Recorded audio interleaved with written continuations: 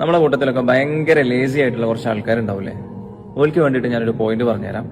നമ്മുടെ ലൈഫിൽ നമ്മൾ എവിടെ എത്തിയിട്ടില്ല എന്നുള്ളൊരു തോട്ട് നമുക്ക് വരുന്ന സമയത്തെ നമ്മൾ നമ്മളോട് തന്നെ ഒരു കാര്യം ചോദിച്ചു നോക്കുക. അല്ലെങ്കിൽ എവിടെയെങ്കിലും ഒക്കെ എത്താൻ വേണ്ടിയിട്ട് പഠിച്ചോനെ ഞാൻ ഇതുവരെ ശരിക്കും എന്താണ് ചെയ്തു വെച്ചതെന്നുള്ളത്. ഞാനിത് പറയാൻ കാരണം ഫിർഔൻ മൂസാ നബീനെ ആക്രമിക്കാൻ വേണ്ടിയിട്ട് പുറകെ തന്നെ പോകുന്നൊരു രംഗമുണ്ട്.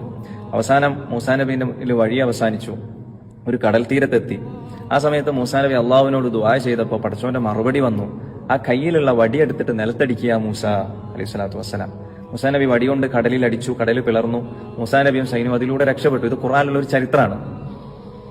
ശരിക്കും വടിയെടുത്തിട്ട് നിലത്തടിക്കാതെ തന്നെ കടൽ പിളർത്താൻ കഴിവുള്ള അള്ളാഹു എന്തിനായിരിക്കും ഇങ്ങനെ ഒരു മെസ്സേജ് കൊടുത്തിട്ടുണ്ടാവുക?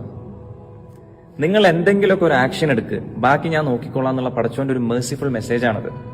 നബി സല്ലല്ലാഹു അലൈഹി വസല്ലം തങ്ങൾ ഒരു ഹദീസ് ഉണ്ട്, ഒട്ടകത്തെ നഷ്ടപ്പെടാതിരിക്കാൻ നിങ്ങൾ ആദ്യം ഒട്ടകത്തെ കെട്ടിയിടുക. ഈ കെട്ടിയിടുക എന്നുള്ളത് ആക്ഷനാണ്, എന്നിട്ട് അള്ളാഹുവിലേക്ക് തവക്കുലാക്കുക. ഇത് പ്യുവർ ലോജിക്കാണ്. നമ്മുടെ ഒരു പ്രശ്നം എന്താണെന്ന് വെച്ച് കഴിഞ്ഞാൽ നമ്മൾ ദുആ ചെയ്യുന്നുണ്ടാവും, തവക്കുലാക്കുന്നുണ്ടാവും, പക്ഷെ ആക്ഷൻ ഇതുവരെ വന്നിട്ടുണ്ടാവില്ല. എനിക്ക് നിങ്ങളോട് ഒരു ഒറ്റ ഇക്വേഷനെ പറയാനുള്ളൂ, ആക്ഷൻ പ്ലസ് തവക്കുൽ ഈസ് ഈക്വൽ ടു സക്സസ്. ഈ ഒരു ഇക്വേഷൻ എപ്പോഴും നിങ്ങളുടെ ലൈഫിൽ ഓർമ്മ ഉണ്ടായിരിക്കുക.